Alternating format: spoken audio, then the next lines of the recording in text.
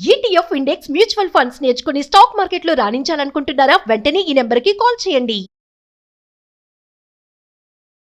Welcome to India's largest digital media network Suman TV.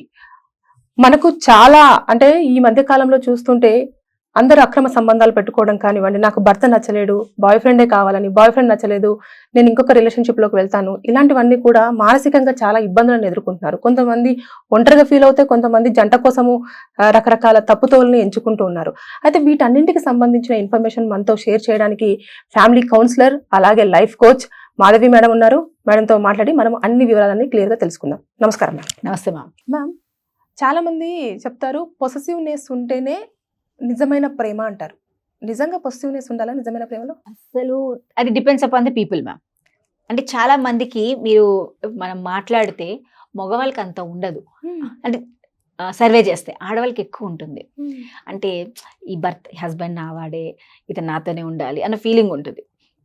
చిన్న example తీసుకుంటే దీనికి ఏంటంటే, రీసెంట్గా ఐ వాజ్ దేర్ ఇన్ ఒక మీటింగ్కి వెళ్ళాను. ఆ మీటింగ్లో ఏమైందంటే, లైక్ నేను ఎక్కడికైనా ఏదైనా మీటింగ్స్కి వెళ్తుంటే I going on message to my husband. Okay, so I have reach so and so, నేను ఇప్పుడు ఇక్కడ కూర్చున్నాను, నేను ఒక 1 hourలో మళ్ళీ బయలుదేరుతాను, అప్డేట్ చేస్తాను. ఎందుకంటే నేను ఎక్కడున్న సిచ్యువేషన్ బికాజ్ నేను ఎక్కడికో నా మీటింగ్స్ అంటూ వెళ్తూ ఉంటాను. సో నాకు బస్సు ప్రాబ్లం ఏదైనా, క్యాబ్ ప్రాబ్లం ఏదైనా వచ్చినా కూడా ఐ విల్ టెల్ హిమ్, నేను బలానా చోటు వస్తున్నాను, మీరు కుదిరితే అక్కడికి వచ్చేసాయి నన్ను పికప్ చేసుకోవడానికి చెప్పేసి నేను కంటిన్యూస్ మెసేజెస్ ఇఫ్ నైట్స్ అయితే. ఎందుకంటే మనకి ఆ టైంలో దొరకవు కార్లు, ఇవన్నీ మన క్యాబ్స్కో తొందరగా బుక్ అవ్వవు కాబట్టి. అయితే నేను చేస్తున్నాను. అయితే నా పక్కన ఉన్న ట్రైనర్ అసలు ఆయన అంటే ఆయన కూడా నాతో పాటు ట్రైనింగ్స్కి వచ్చారు, ఇద్దరం కలిసి కాబట్టి అందరం ఉన్నాం. బట్ కొంచెం మనకి ఒకటే ఏరియాలో ఉన్నాం కాబట్టి అనిపించి నేను అడిగా, ఏం సార్ మీరు మేడంకి మెసేజ్ చేయరా బలానా చోటు ఉన్నాను ఇదంటే, ఎందుకు మేడం నాకు అవసరం లేదని అన్నారు. అయితే నేను సరేలే, ఇప్పుడు ఎవరి ఆలోచన వాళ్ళకు ఉంటుంది. Because my husband also will not message to me. But ఆయన ఎప్పుడైనా ఇన్ఫర్మేషన్ ఉంటే, ఇంపార్టెంట్ ఉంటే హీ విల్ మెసేజ్. బట్ నాకేంటంటే ఇది పొజిటివ్నెస్ కాదు కదా, ఇది నా బాధ్యతగా నేను చేశాను. కానీ అక్కడ ఏమనిపించింది, కొంచెంసేపాక మాట్లాడాక నేను అన్నా, కాదు పాప మీ భార్యకి తెలియాలి కదా మీరు ఎక్కడున్నారో, కొంచెం అప్పుడప్పుడు అందరూ మెసేజ్ చేస్తున్నారు, మీరు కూడా ఒకసారి కాల్ చేయించు కదా అంటే, అప్పుడు ఆయన ఒకటే మాట అన్నా, నాకు నచ్చిన పాయింట్ అది. ఓకే మేడం, ఇది నా టైము, ఇది నా స్పేస్. ఈ టైంలో ఆవిడ నన్ను అడగదు, నేను ఆవిడని అడగను. ఆవిడ ఏ ఫంక్షన్స్కి వెళ్ళినా, ఎక్కడికి వెళ్ళినా, వాళ్ళ పేరెంట్స్ ఇంటికి వెళ్ళినా నేను అడగను. ఎందుకంటే ఆ టైం ఆవిడది. Let her be there. అంతేగాని ఏమండి మీరు వస్తున్నారా, తిన్నారా అని ఆవిడ నాకు మెసేజ్లు పెట్టదు, నేను పెట్టను. అండ్ దీని క్రియేటింగ్ ఏంటంటే, దీన్ని మీరు ఏమంటారా అని అన్నారు. నాకు అది చాలా నచ్చిన పాయింట్. అంటే when we have a proper understanding, ఈ పాజిటివ్నెస్లు ఇవన్నీ పనికిరావు. ఆ పాజిటివ్నెస్ గురించి అంటే మనం ఏమనుకుంటాం, ఇదంతా నాది, నా వాళ్ళతో నాతోనే ఉండాలని ఎప్పుడో మన ఫీలింగ్ ఉంటే, మీరు ఎక్కడికి వెళ్ళినా ఏం చేశారు అంటే ఈ ఇన్ఫర్మేషన్స్ ఎక్కువ మనం పాస్ ఆన్ చేస్తూ ఉంటాం. ఒక రెస్పాన్సిబిలిటీగా మీరు మెసేజ్ చేస్తే అర్థం ఉంటుంది. బట్ ఈ ఫీలింగ్తో మనం ఎప్పుడైతే చేస్తాం కదా, చాలా ప్రాబ్లమ్స్ వచ్చేవి ఇక్కడ. ఎందుకంటే చాలా వరకు అబ్జర్వ్ చేస్తాను, చీటికి మాటికి, అమ్మ ఇవాళ నాకు ఫోన్ చేయలేదు పొద్దున. నాకుండే వాళ్ళు మనం చూస్తూ ఉంటాం కదా జర్నీలో, ఒక ప్రతిరోజు హస్బెండ్ ఫోన్ చేయాలి 11:30కి, ఏవే నేను టిఫిన్ తిన్నాను, నువ్వు తిన్నావా లేదా. ఓకే, ఇది ఒక క్వశ్చన్. ఆ రోజు ఆయనకి రాలేదనుకోండి, ఇంక వీడికి పని అయిపోయింది, నాకు ఈ మెసేజ్ చేయలేదు, నా మీ ప్రేమ తగ్గిపోయింది, దీనికి నన్ను పట్టించుకోవట్లేదు. ఇలాంటి ఎగ్జాంపుల్స్ నేను చాలా వరకు చూసినప్పుడు నాకే అనిపిస్తుంది, ఇంత పాజిటివ్ ఉంటే the cannot survive in the society. ఎందుకంటే ఎవ్రీ టైం ఆ మనిషిలో ప్రేమ ఉండాలి, నీకు ఆ ఎఫెక్షన్ ఉండాలి తప్ప ఈ పర్టికులర్ థింగ్స్ ఎప్పుడైతే మన మైండ్ పట్టుకొని కూర్చుంటామో, ఏ టైంలో నీకు జరగకపోతే చాలా బాధపడిపోయి మీ డిప్రెషన్కి వెళ్ళే స్టేజెస్ కూడా వచ్చేస్తుంటాయి జనాలకి. ఎందుకంటే they feel it is everything, ఇది నాది, నాతోనే ఉండాలి, నాకు మాత్రమే సొంతం అంటే అది చాలా రాంగ్ అవుతుంది. That is the reason why మీరు కొత్తగా ఒక అమ్మాయి పెళ్ళయ్యాక ఇంటికి వెళ్ళాక అత్తగారు మోస్ట్లీ వాళ్ళు ఇదే ఫాలో అవుతారు, వీడు నా కొడుకే. ఈ ఫీలింగ్ ఉన్న వాళ్ళు వాళ్ళ చాలా ప్రాబ్లమ్స్ వస్తాయి వైఫ్ అండ్ హస్బెండ్లో.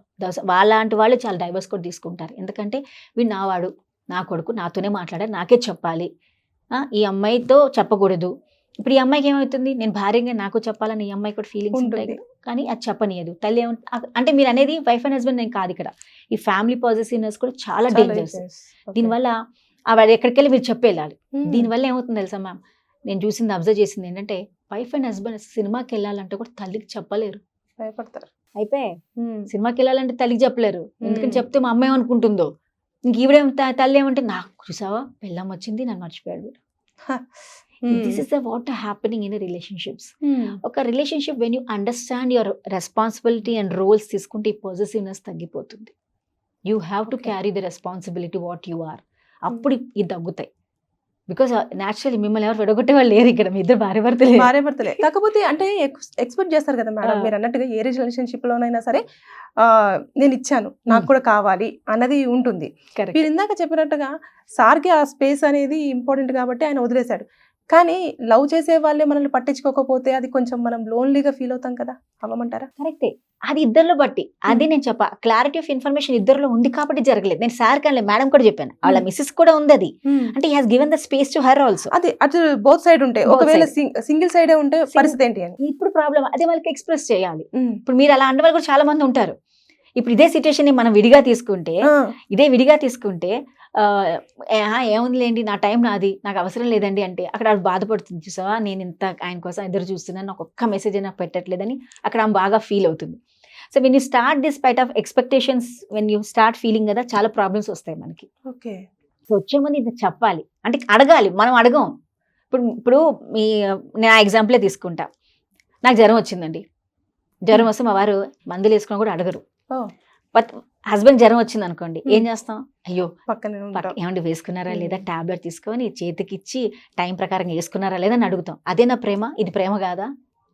అంటే ఆయన అడగనంత మాత్రం నాకు ప్రేమ లేనట్టు కాదు కదా. అది మన మైండ్ సెట్. అంటే అప్పుడు ఏమనుకుంటా, చూసాం మనం వెళ్ళి ఇచ్చాం కాబట్టి ప్రేమ, ఆయన అడగలేదు కాబట్టి ఆయన నాకు ప్రేమ లేదు అన్న ఎవరు అనుకుంటున్నారు? అది మన వైఫ్స్ అనుకుంటారు ఎక్కువ. అంటే వైఫ్స్ అనేసుకుంటారు. అంటే తప్పు ఎక్కడ జరుగుతుంది అంటే మనం అనుకునే దాంట్లో ఉంటుంది.